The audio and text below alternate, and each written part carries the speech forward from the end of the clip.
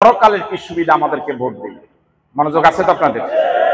অনেকে বলে ভোটের সাথে ইসলামের কোনো কি নাই, সম্পর্ক নাই, ভোটের সাথে রাজনীতির কোনো সম্পর্ক নাই। এবার আপনাদের কাছে আমার জিজ্ঞাসা, আপনারা কি এই কথা জীবনে কখনো শুনেছেন ভোট একটা আমানত? কথা কয় না কে? শুনেছেন? আমানত এটা বাংলা শব্দ না আরবি শব্দ? তাহলে বুঝা গেল ভোটের সাথে ইসলামের কি আছে? কথা কয় না কেন? যদি সম্পর্ক না থাকতো আপনি ভোটকে আমানত বলেন কেন? আমানত যদি যথাযথ স্থানে যদি আমানত প্রয়োগ না করা হয় তাকে কি বলে? যদি বলেন কি বলে? আমানতের যে খেয়ানত করে তার নাম কি? মুনাফিকের জায়গা কোথায়?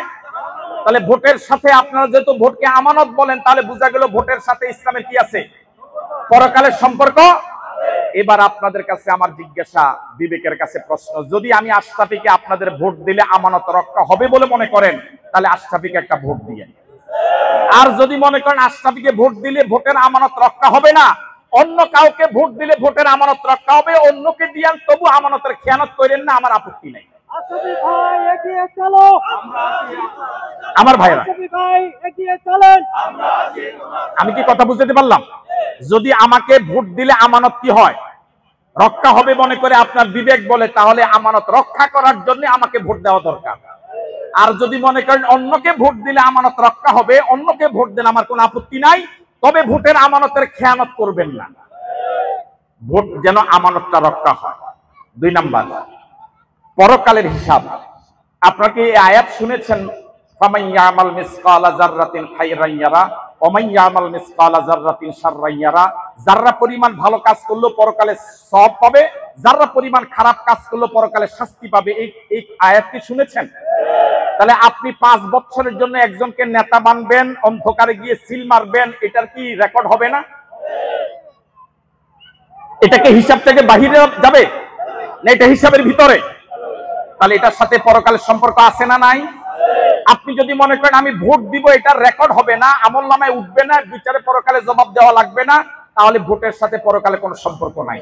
আর যদি মনে করেন এটার হিসাব পরকালে হবে, তাহলে অবশ্যই শরীয়তের সম্পর্ক। 2 নাম্বার। 3 নাম্বার, পরকালের সম্পর্ক। আল্লাহ রাব্বুল আলামিন সূরা নিসার 85 নম্বর আয়াতে বলেছেন, মনোযোগ আছে রে ভাই? আল্লাহ রাব্বুল আলামিন বলেছেন, মান ইয়াশফা শাফাআতান হাসানাতান ইয়াকুন লাহু নাসিবুন মিনহা ওয়া মান ইয়াশফা শাফাআতান সাইয়্যাতান ইয়াকুন লাহু কিফলুন মিনহা। এখানে যারা কোরআনে হাফেজ আছেন একটু হাত তোলেন।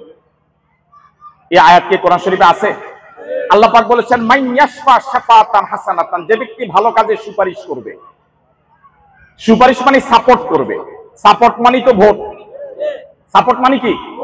যে ব্যক্তি ভালো কাজে কি করবে? ভোট দিবে, সাপোর্ট করবে, রায় দিবে।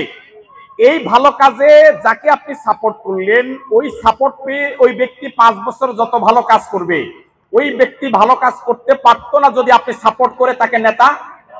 তাহলে ওই ব্যক্তি 5 বছর যত ভালো কাজ করবে, আপনার আমলনামায় সে ভালো কাজের একটা সওয়াবের অংশ যোগ হবে। আর ওমান ইয়াশফা শাফাআতান সাইয়্যাতান ইয়াকুল লাহু কিফলুন মিনহা, যে ব্যক্তি কোনো খারাপ মানুষকে যদি সাপোর্ট করে নেতা বানায়, ওই ব্যক্তি 5 বছর যত খারাপ কাজ করবে, ওই খারাপ কাজ সে করতে পারতো না আপনার ভোট না পাইলে। তাহলে এই খারাপ কাজের গুনার অংশ কি শুধু সে পাইব না, আপনার আমলনামায় আসবে? সুতরাং আপনি যদি মনে করেন আমাদেরকে ভোট না দিয়ে অন্য কাউকে ভোট দিলে তারা ভালো কাজ করবে, শরীয়ত মতো কাজ করবে, নামাজ রোজা হজ যাকাত সহ ভালো কাজগুলো করবে, তাদেরকে ভোট দেন, তবু আপনার আমলনামায় গুনার অংশ যোগ হওয়ার দরকার নেই। আমি কি কথা বুঝতে পারলাম? এবার বলুন তো দেখি, শরীয়তের দৃষ্টিতে ভোট, নির্বাচন, এটার সাথে শরীয়তের সম্পর্ক আছে না নাই? ইসলামের সাথে রাজনীতির সম্পর্ক আছে না নাই? কাদিয়ানীদের নাম শুনেছেন? কাদিয়ানী, তারা কিন্তু নামাজ পড়ে। ঢাকার বকশী বাজারে একটা মসজিদ আছে তাদের, কাদিয়ানী মসজিদ। তারা কাফের না মুসলমান? কেন কাফের? তারা কি পুরা কোরআন শরীফ অস্বীকার করছে?